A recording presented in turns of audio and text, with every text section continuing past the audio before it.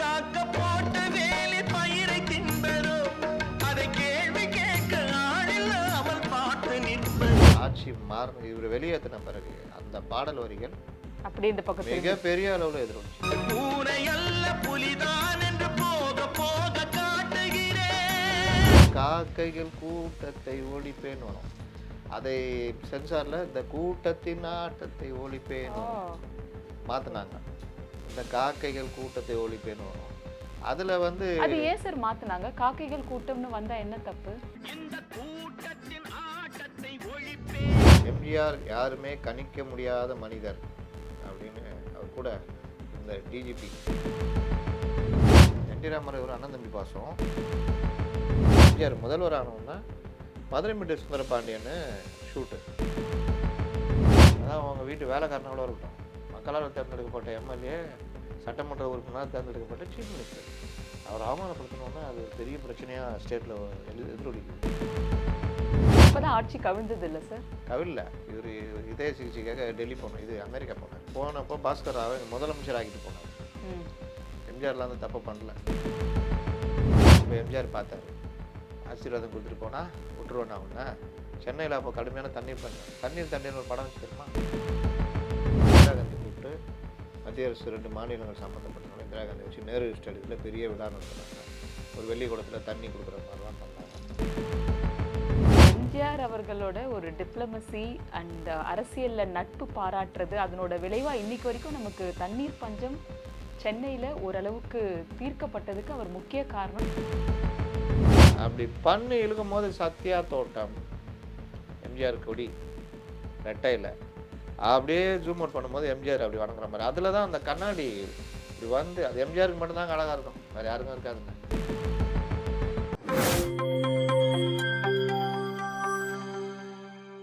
நியூஸ்பிக்ஸ் India நேயர்களுக்கு வணக்கம். என்றென்றும் எம்ஜிஆர் பகுதிக்கு உங்களை அன்புடன் வரவேற்கிறோம். முத்தலிப் சார் வணக்கம். வணக்கம் சார், எம்ஜிஆர் அவர்கள் பத்தி நம்ம எம்ஜிஆர் பற்றி வரும்போது மட்டும் அப்படியே குழுகுலுன்னு ஆயிடுறீங்க. ஏன்னா நீங்க குழுகுலுன்னு இருக்கீங்க. எம்ஜிஆர் ரொம்ப பிடிக்குது. நீங்க இந்த என்றென்றும் எம்ஜிஆர்னு இல்லை சார், வெளியில எங்க பேசினாலும் எங்கேயாவது எம்ஜிஆரை கொண்டு வந்துடுறீங்க. நீங்கள் யோசிச்சு பாருங்க, இந்த தனி மனிதர்களுடைய இதை யோசிக்கிறவங்க வந்து ரொம்ப கம்மி. அதில் நீங்கள் எங்கே போனாலும் எம்ஜிஆர் வந்து நின்றாரு. அதுதான் பிரச்சனை. ஓகே சார், சுவாரஸ்ய தகவல் ஏதாவது ஒன்று சொல்லுங்க, அதுல இருந்து நம்ம உள்ள போயிடலாம் இன்டர்வியூக்குள்ள. சுவாரஸ்ய தகவல்னா எம்ஜிஆர் வந்து நாடக கம்பெனிகள் நாடகங்கள் மூலிமா திமுகவுக்கு ஏகப்பட்ட பிரச்சாரம்லாம் பண்ணியிருக்காரு.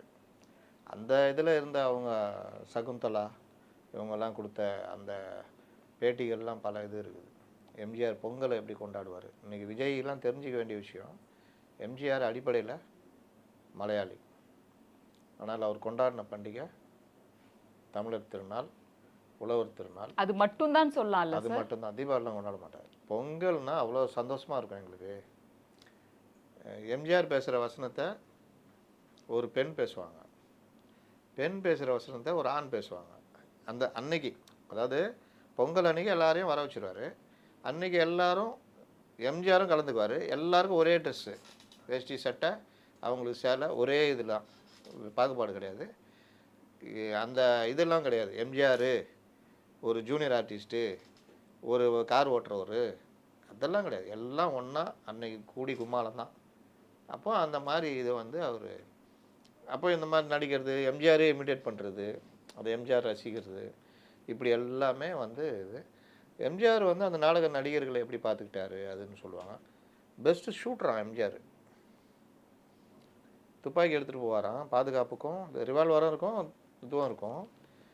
அது இல்லாமல் கம்பு கிம்பு அது இதுன்னு வண்டிகள், ஏன்னா பெண்கள் கூப்பிட்டு போகிறாங்கல்ல, அந்த காலத்துலலாம் என்ன இருக்கும் அவங்களுக்கு பெரிய கஷ்டம். அதனால் அவர் அந்த இதெல்லாம் வச்சுருப்பாருன்னாங்க.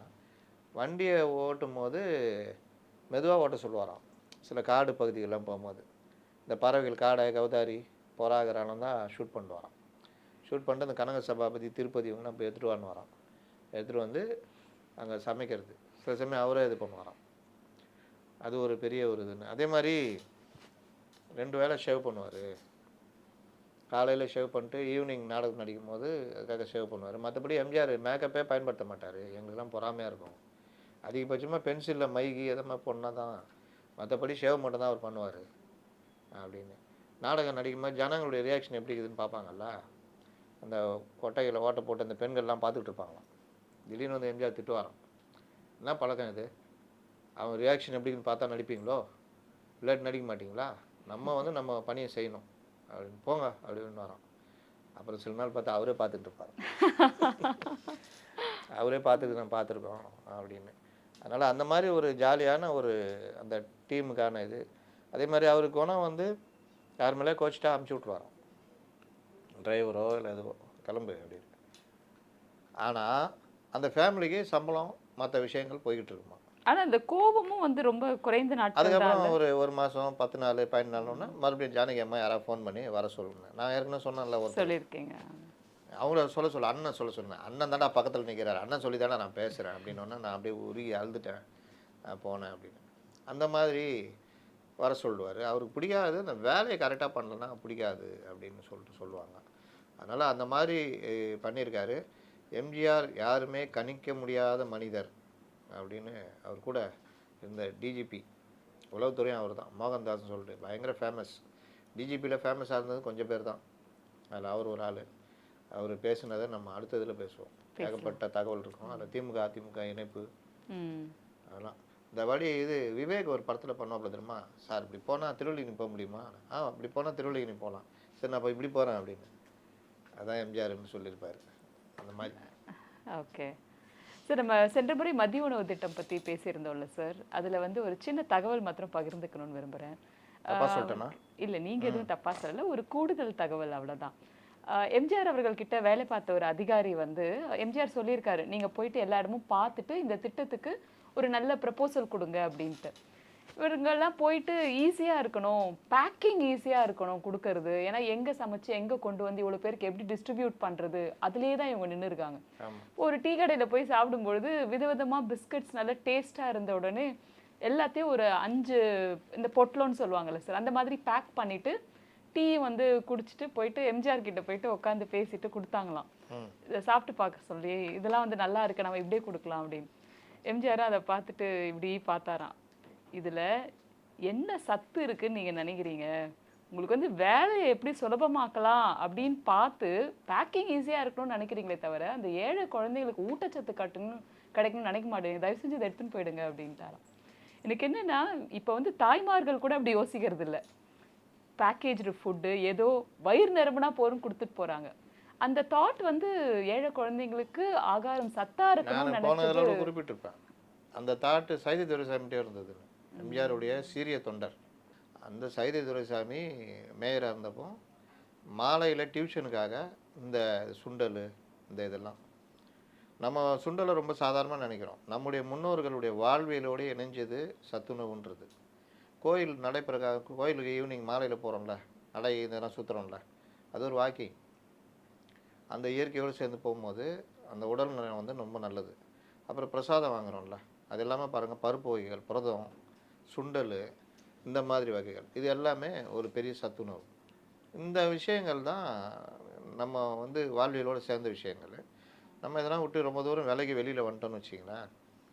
இது அவர் யோசிச்சார் சைதை துரைசாமி. அவர் அப்படி யோசிக்கிறதுக்கு காரணமாக இருந்தது எம்ஜிஆர். ஆமாம். சென்ற முறை நம்ம முடிக்கும் பொழுது என்டி ராமராவ் அவர்களுக்கும் எம்ஜிஆருக்கும் இருந்த நட்பு பற்றி நம்ம பேசலாம் அப்படின்னு சொல்லியிருந்தோம். ஸோ அது தொடர்பாக போகலாம் சார்.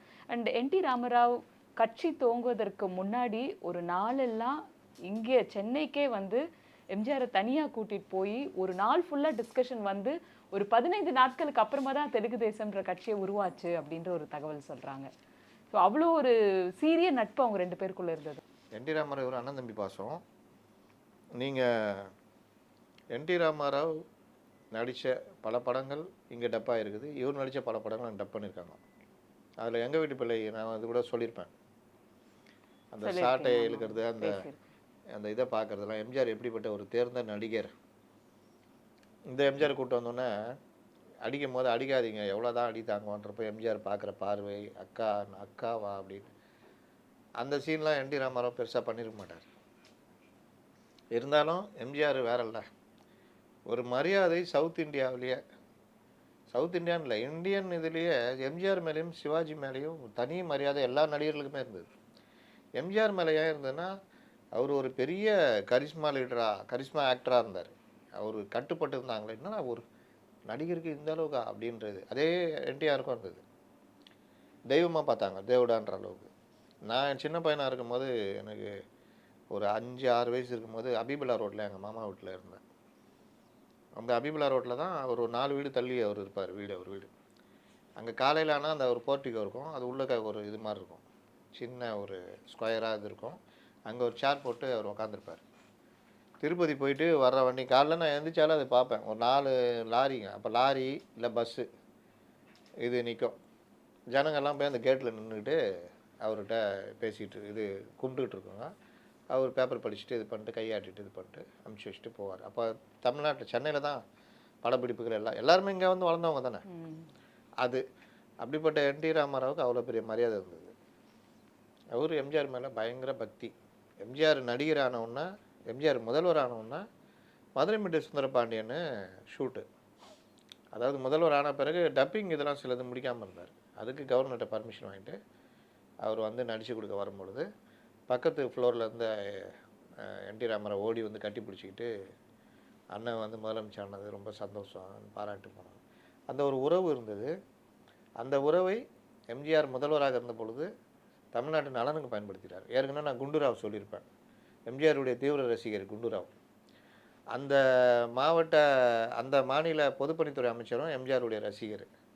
ஞாபகம் இருக்கா? நான் சொல்லியிருக்கேன். நான் இங்கே சொல்லியிருக்கீங்க. வீட்டில் போய் சாப்பிட்டு பையன் தண்ணி தர மாட்டேங்கிறான், தண்ணி குடிக்க மாட்டேன், உன் பையன் எங்கே தண்ணி தரான்னு சொல்லிட்டு ஒரு செகண்டில் முடிச்சுட்டு வந்தார். ராமகிருஷ்ண கிட்ட பார்த்து பேசிட்டு வந்தாருன்னு. அந்த மாதிரி எம்ஜிஆருடையது. அதே எம்ஜிஆர் இவர் என்டி ராமாராவும் அந்தளவு பக்தி. அப்போ என்டி ராமாராவுக்கு எம்ஜிஆர் மாதிரி கட்சி ஆரம்பிக்கணும்னு ஒரு எண்ணம் இருந்தது. ஏன்னா அங்கே வலுவான கட்சி காங்கிரஸ், எதிர்கட்சிகளும் இல்லாத கண்டிஷனு, ஜனதா கட்சிலாம் பெருசாக எடுக்கலை. அப்போ என்ன பண்ணலாம், நேரம் பார்த்து காத்துருந்தார். அதனால் என்ன பண்ணுறது யோசனை. அஞ்சையான்னு ஒரு சீஃப் மினிஸ்டர் அங்கே அடிக்கடி மாநில இது எப்படி இருக்கும், அதுவும் அந்த டைம்லலாம் ஆணவத்துடைய உச்சம் இந்திரா காந்தி. ஏன்னா அந்த குடும்பமே இப்போ இங்கே தமிழ்நாட்டில் பார்க்கும்போது எனக்கு அதை வந்து இவங்களாம் ரொம்ப கம்மி. அப்போ அந்த சோனியா காந்தி வரதெல்லாம் பார்த்தீங்கன்னா நீங்கள் கட்டுப்பாடுவீங்க. அவங்க அந்த அந்த அந்த இது இல்லை இட்டாலி இது, அந்த ஸ்டைலும் மற்றவர்களை துச்சமாக பார்க்குறதும், ராஜீவ் காந்தி வர்றதும், சஞ்சய் காந்தி இருந்த பிறகு இவங்க வந்துட்டாங்கல்ல, அந்த இதுவும் இந்திரா காந்தின்ற ஒரு இதெல்லாம் வந்து மாநில முதலமைச்சரில் துச்சமாக மதிக்கிறது. இந்த இதெல்லாம் அப்படி ஒரு தடவை 82ல் இந்திரா காந்தி கூட இவர் ராஜீவ் காந்தி வராரு. அஞ்சையான அப்போ சீஃப் மினிஸ்டர், அவரை கடுமையாக அவமானப்படுத்தார். சீஃப் மினிஸ்டருங்க,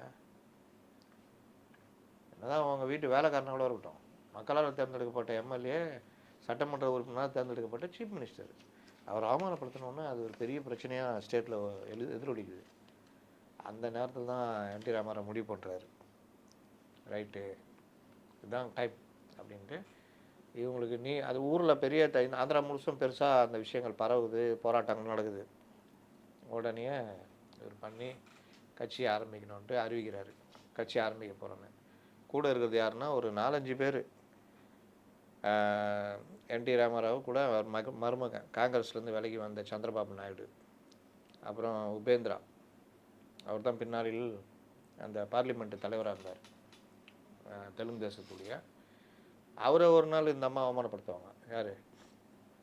சோனியா காந்தி.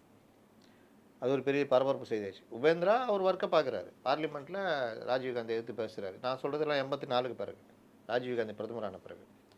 இவங்க ஒரு நாள்னா நீ உங்கள் இஷ்டத்துக்கு இதெல்லாம் பண்ணுறீங்க அப்படின்னு. இந்த தகவல் எனக்கு ரொம்ப புதுசாக இருக்குது. சோனியா காந்தி அப்போ இந்த மாதிரி விஷயங்களை ஈடுபட்டாங்கன்றதே எனக்கு புது தகவல் சார். ராஜீவ் காந்தி இறந்ததுக்கு அப்புறம் தான் அவங்க அதிகப்படியாக லைம் லைட்டுக்கு வந்தாங்கன்னு நினச்சேன். நீங்கள் வேற, அவங்கெல்லாம் அப்படியே ராஜ குடும்பம் மாதிரி, மற்றவர்கள்லாம் எதிர்ன்ற மாதிரி. இதில் ஏர்போர்ட்டில் உபேந்திரா கூட சண்டை, நீங்கள் என்ன ஓவராக இது பண்ணிட்டுருக்கீங்க பார்லிமெண்ட்டில் எங்கள் வீட்டுக்காருக்கு எதிரான்னு. அது அப்போ பெரிய விஷயமா மாறிச்சு. அதில் தான் உபேந்திரா ஃபேமஸ் ஆனார். அப்புறம் கட்சியை விட்டே போனார்னு வச்சுக்கோங்க. அந்த மாதிரி இதில் கட்சியை ஆரம்பித்தோன்னா அஞ்சப்பாவுக்கு அவமானத்துக்கு நீதி வேணும்னு கேட்டு கட்சி ஆரம்பிக்கிறாரு. தெலுங்கு ராஜ்யம் அப்படின்னு பேர் வச்சு இது பண்ணுறாரு. அப்போ தான் நீங்கள் சொன்ன மாதிரி எம்ஜிஆரை வந்து இங்கே பார்த்து அவர் தான் தெலுங்கு தேசம்னு மாற்ற சொல்லி சொன்னார். ஆலோசனைலாம் பண்ணும்பொழுது ராஜ்யம்ன்ற வார்த்தை தேசம்னு இருந்தால் நல்லாயிருக்கும் அப்படின்னோடனே உடனே அண்ணா நீங்கள் சொன்னால் அதை நான் தட்டாமல் நிறைவேற்றோண்ணா அப்படின்ட்டு போய் இது பண்ணுறாரு. தெலுங்கு தேசம் பேர் வைக்கிறாரு. எம்ஜிஆர் பாணியிலேயே அந்த ரதம், அது பயங்கர சைதன்ய ரதம் வந்து பயங்கர ஃபேமஸ். என்னுடைய ட்விட்டரில் கூட இப்போ சமீபத்தில் போட்டேன். ஏன்னா ஆதவ அர்ஜுனா தான் நினைக்கிறேன். ஆதவ அர்ஜுனா யார் தப்பாக தகவல் சொல்லியிருந்தாங்க. என்டி ராமராவ் யாருமே இல்லை அவர் கூடாதுன்னு. அவர் கூட வலுவான காங்கிரஸ் தலைவர்கள் இருந்தாங்க, பெரிய பெரிய தலைவர்கள். KS ராதாகிருஷ்ணன் கேட்டிங்கன்னா அப்படியே பேரை சொல்லுவார். நானே அவர்கிட்ட சில பேர்லாம் கேட்டு தான் போட்டேன். அந்த மாதிரி பல பேர்கள் அவர் கூட இருந்தாங்க. வலுவான கட்சி அது, ரொம்ப ஸ்ட்ராங். விஜய் மாதிரி இப்போ ஆரம்பிச்சலாம் அந்த மாதிரிலாம் கிடையாது. எப்படி எம்ஜிஆர் வலுவான தலைவர்களை கூட வச்சுருந்தாரோ அரசியல் இருந்தாலும், அந்த மாதிரி என்டி ராமராவுக்கு வலுவான ரைட்டு லெஃப்ட்டு எல்லாமே இருந்தாங்க. அதில் சந்திரபாபு நாயுடு, உபேந்திரா, ஒரு 7-8 தலைவர்கள், பெரிய தலைவர்களாக இருந்தாங்க. பாஸ்கர் ராவ்னு ஒருத்தர் ஏமாத்தினார். துரோகத்துக்கு பேர் பாஸ்கர் ராவ்னு இருந்தது. அப்பதான் ஆட்சி கவிழ்ந்தது இல்லை சார்? கவில்ல. இவர் இதய சிகிச்சைக்காக டெல்லி போனார், இது அமெரிக்கா போனார். போனப்போ பாஸ்கர் ராவை முதலமைச்சர் ஆக்கிட்டு போனார். எம்ஜிஆர்லாம் வந்து தப்பு பண்ணல. இவர் முதலமைச்சராகவே ஆக்கிட்டு போனார். போயிட்டு திரும்பி வந்தால் இது நம்ம OPS மாதிரி முதலமைச்சரை கொடுக்கணும்ல, தரமாட்டேன்ட்டார். எப்படி நீங்கள் கொடுக்க முடியும்? நம்பிக்கையில்லா தீர்மானம் கொண்டு தானே பண்ண முடியும். அந்த பீரியட் ரொம்ப பதப்பதப்பாயிடுச்சு அவருக்கு. பெரிய ஆந்திராலேயே பெரிய புயலை கிளப்பின விஷயம் அது. அப்புறம் அதை பரபரப்பாகி இது பண்ணி கொண்டு வந்து நம்பிக்கையில்லா தீர்மானம் வந்து அடித்து விரட்டாத குறையா அவரை விரட்டினாங்க. அந்த செப்டம்பர்லேயே ஆட்சியை பிடிச்சிட்டாரு அந்த வருஷமே. ஆறு மாதத்துக்குள்ள 6 மாதம் 8 மாதத்துக்குள்ளே பிடிச்சாரு. 82ல் ஆரம்பித்து கொஞ்ச நாள்லேயே பிடிச்சிட்டாரு. ஆகஸ்ட்டில் பிடிச்சாருன்னு நினைக்கிறேன்.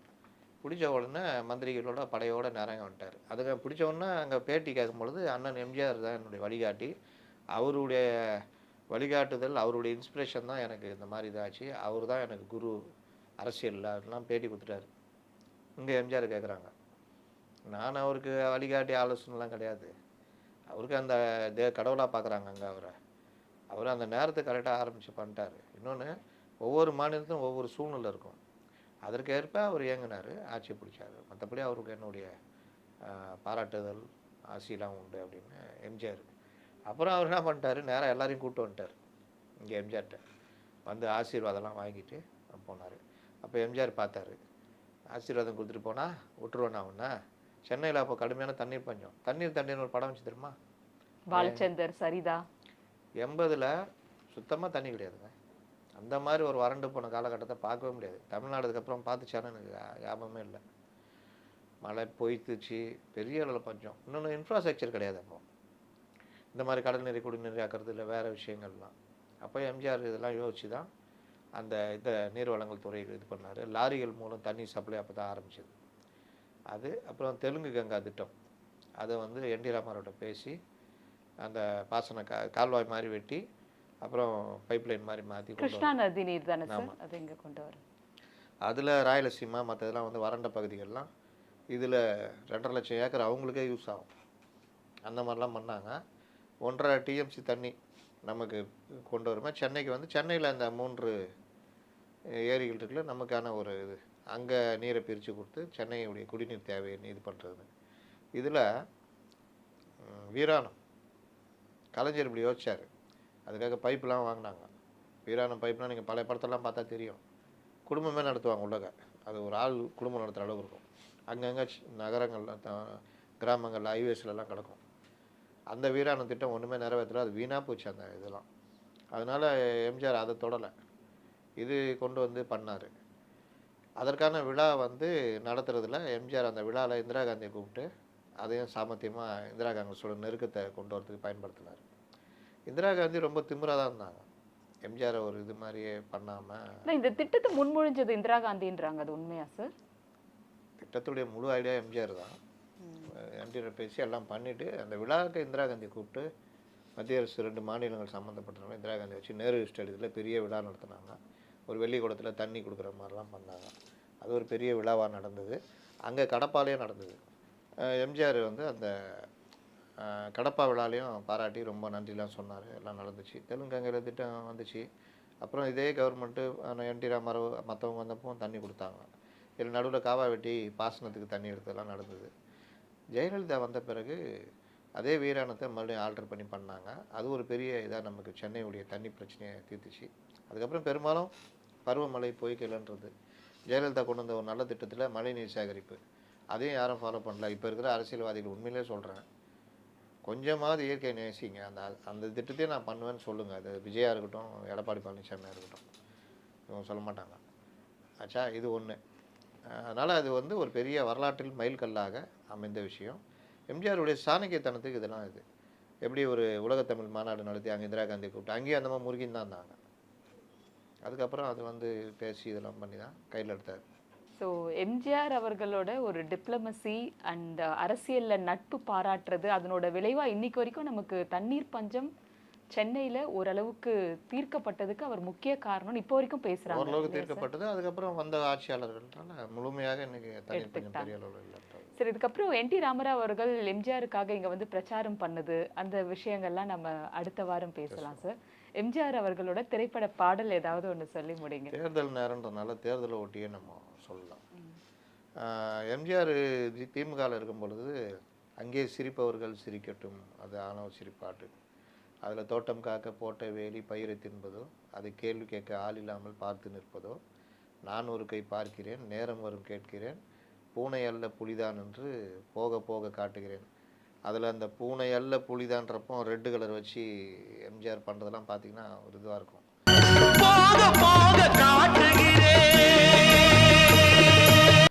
அப்போ அதில் அந்த வரிகள் அப்போ ஒன்றா இருந்தப்போ அது காங்கிரஸுக்கு எதிராக மற்றதுக்கு எதிராக ஒரு பெருசாக இல்லை. ஆனால் ஆட்சி மாறின இவர் வெளியேற்றின பிறகு அந்த பாடல் வரிகள் அப்படி இந்த பக்கம் மிகப்பெரிய அளவில் எதிரொலிச்சு. அதே மாதிரி இதில் ஒரு காலம் வரும் என் கடமை வரும், அந்த இந்த காக்கைகள் கூட்டத்தை ஒழிப்பேன்னு வரும். அதை சென்சாரில் இந்த கூட்டத்தின் ஆட்டத்தை ஒழிப்பேன்னு மாற்றினாங்க. இந்த காக்கைகள் கூட்டத்தை ஒழிப்பேன்னு வரும். அதில் வந்து அது ஏன் சார் மாற்றினாங்க? காக்கைகள் கூட்டம்னு வந்தால் என்ன தப்பு தெரியல. அது என்ன காரணம்னு எனக்கு தெரியல. அந்த டைமில் யாராவது அந்த தயாரிப்பாளரை பேட்டி கொடுத்தா தான் உண்டு. எப்படி சரவணன் கொடுத்த மாதிரி அது ஒன்று. அதுக்கப்புறம் யாராக இருந்தாலும் நான் விடமாட்டேன்னு வரும். அந்த வரிகள் வரும்ல, அது தேவன் என்றாலும் விட அது தட்டி அவர் ஸ்டைலில் சொல்லுவார். அதெல்லாம் பெரிதாக கலைஞருக்கு எதிராக பார்க்கப்பட்டது.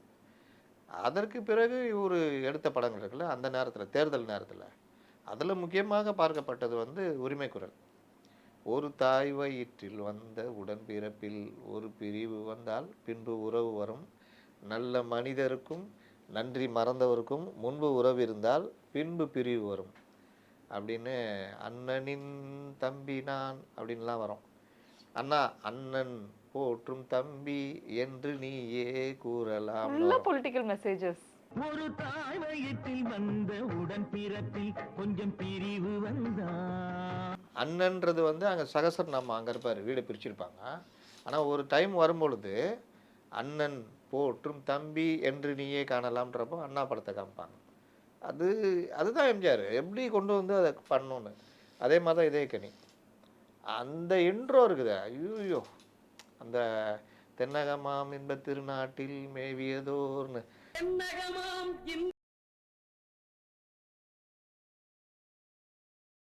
காவிரி நதி வர்ற அந்த ரூட் எல்லாமே அதில் எழுதியிருப்பார் அந்த பாடலை. இப்போ இருக்கணும்னு எழுத சொல்லணும். எவனாவது எழுதி அந்த வாங்கிறது இருக்குல்ல, அதுவும் அதில் பார்த்தீங்கன்னா எம்ஜிஆர் கவுண்டர் கொடுத்துலாம் வரும் பாட்டு வரி.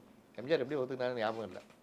காற்றும் நீரும் வானும் மழையும் பொதுவில் இருக்குது, மனிதன் காலில் பட்ட பூமி மட்டும் பிரிந்து கிடக்குதுன்னு எம்ஜிஆர் பாடுவார். அது கவுண்டர் வந்து பிரித்து கிடத்தை பார்ப்பதெல்லாம் மனித இதயமே, மனதில் வெறுமை நீங்கி இது வந்தால் ஒற்றுமை வருமேன்ற மாதிரி கவுண்டர் வரும். எம்ஜிஆர் எப்படி ஒத்துக்கினான்னு தெரியல. ஏன்னா எம்ஜிஆருக்கு கவுண்டர் பாட்டுங்க அது சாங்குங்க. நான் ரொம்ப ஆச்சரியம் எனக்கு. அதில் நீங்கள் நல்லா இருக்கணும் நாடு முன்னேறன்றப்போ அந்த தேயிலை தோட்டம் ரெட்டையில் ஜெயலலிதா சார் இந்த பாட்டு எது அது பொதுவாக ஜனங்க அந்த தேயிலை தோட்ட தொழிலாளர்கள் பாடுவாங்க. ஹீரோயின் நடிகை சைடு ஆக்டருக்கு தான் பாடுவாங்க. ஒரு குரூப் இருக்கும், அதில் பாய் இருப்பார், ஒரு பாதிரியார் இருப்பார், எஸ்வி சுப்பையா தான் அதை பாடுவார். தென்னகமாம் இன்ப திருநாட்டு அது இதில் பாடலில் வந்து இவர் சீர்காழி கோவிந்தராஜன், இதில் எஸ்வி சுப்பையா பாடுவார். அப்புறம் நீங்கள் நல்லா இருக்கணும் கோரஸ் வரும். நடுவில் எம்ஜிஆர் கலந்துக்குவார். காற்றும் நீரும் வானும் மழையும் பொதுவில் இருக்குதுன்னு. அந்த மாதிரி என்னென்னா அந்த இதெல்லாம் பார்த்தீங்கன்னா அப்படி பண்ணி இழுக்கும் போது சத்யா தோட்டம், எம்ஜிஆர் கொடி ரெட்டையில் அப்படியே ஜூம் அவுட் பண்ணும்போது எம்ஜிஆர் அப்படி வணங்குற மாதிரி. அதில் தான் அந்த கண்ணாடி இப்படி வந்து அது எம்ஜிஆருக்கு மட்டும்தாங்க அழகாக இருக்கும், வேறு யாருக்கும் இருக்காதுங்க. அந்த ட்ரெஸ்ஸு மஞ்சள் கலர் ட்ரெஸ்லாம் வேறு யாராவது போட்டால் சிரிச்சிடுவாங்க. அந்த இது பார்த்தீங்கன்னா அந்த இதே கேட்டி வேறு எந்த படத்துலையும் இருக்காது. அந்த இது அந்த ஒரு இது மாதிரி வந்து பெரிய ஆள் உயர மாலை போட்டு அப்படியே வர்ற மாதிரி இருக்கும் எல்லாரும். அது மியூசிக்லாம் வேறு லெவலு. அதுவும் வந்து பெரிய பிரச்சார பாடல் மாதிரி ஆச்சுங்க. நல்லா ஞாபகம் இருக்குங்க. சின்ன வயசில் எங்கள் தெரு நாங்கள் புதுப்பேட்டையில் ஐயாசாப்பள்ளி தெருன்னு இருக்கிறோம். தெரு முனையில் கொடி ஏற்றுறாங்க. அப்போல்லாம் கொடி ஏற்றுறது ஒரு பெரிய விஷயம். அப்போ இந்த பாட்டு தான் நீங்கள் நல்லா இருக்கணுன்றது அவ்வளோ இது. அது இதாச்சா இவங்களை கடுமையாக கடுப்பேற்றின பாட்டுனா இது. வாலி பொதுவாக டிஎம்கே வந்தோன்னா டிஎம்கே கிட்ட தான் போயிட்டார். எம்ஜிஆர் அதான் சொன்னால 3 தமிழ் தோன்றியதும் உன்னிடமோ நீ மூவேந்தர் வழி வந்த இவங்க சோழ பரம்பரை தான் நினச்சிட்டு இருக்காங்க. மூகாம்பத்துக்கு எழுதியிருப்பார். எம்ஜிஆர் கூப்பிட்டு கேட்டாராம், என்ன அங்கே மட்டும்தான் 3 தமிழ் தோன்றுமா அப்படின்னு பேசியிருக்கோம். அப்போ அந்த இதெல்லாம் எம்ஜிஆர் கோவம். அதாவது ஏழையின் சிரிப்பில் இறைவன் ஒரு பாட்டு வரும். அண்ணா சொன்னார் அன்றுன்னு இவர் எம்ஜிஆர் ஸ்டைலில் மூகாம்பத்து பாடியிருப்பார். அதே மாதிரி பூக்காரி இந்த பல படங்களில் அவருக்கான அந்த வரிகள்லாம் நல்லாயிருக்கும். அது எல்லாமே இவர் எம்ஜிஆருக்கு கொஞ்சம் கோவம் தான். பேட்டா இருன்னு சொல்லிட்டு அதே வாலியை வச்சு இந்த பாட்டு இது தம்பி நான் படித்தேன் காஞ்சியிலே நேற்று நாட்டுக்காக உழைப்பதற்கு அண்ணா பிறந்தார் பொது நலத்தில் தானே நாள் முழுதும் கண்ணாயிருந்தார் ஏற்றுக்கொண்ட பதவிக்கெல்லாம் பெருமையை தந்தார் தன் இனிய குடும்பம் ஒன்றுக்கு தான் வறுமையை தந்தார் தன் இனிய குடும்பம் ஒன்றுக்குத்தான் வறுமையை தந்தார் அப்படின்னு. அப்புறம் ஒரு சம்பவம் என்பது நேற்று அது சரித்திரமாவது இன்று சாதனையாவது என்று பெரும் சாதனையாவது நாளைன்னு வரும். நேற்று இன்று நாள்னு கொண்டு வருவார். அப்படி வரும்போதும் அந்த கொடி காமிப்பாங்க. அப்படியே ஒரு போர்டு காமிப்பாங்க. நீங்கள் இப்போ கூட பார்க்கலாம் அந்த நேற்று நடந்த பாட்டில் இது வரும். திண்டுக்கல் இடைத்தேர்தல் மாயாதேவர் 2.5 லட்சம் ஓட்டு வித்தியாசத்தில் வெற்றின்னு அந்த போர்டில் அப்படி வந்து முடிப்பார். செய்வதற்கு தேர்தல் உண்டு. அதனால் ஏன் சொல்கிறேன்னா தேர்தல் நேரத்தில் பாடல்களை எப்படி பயன்படுத்தினாருன்றதுக்காக இந்த இதை சொல்கிறேன். நன்றி சார், அருமையான தகவல்கள். வணக்கம்.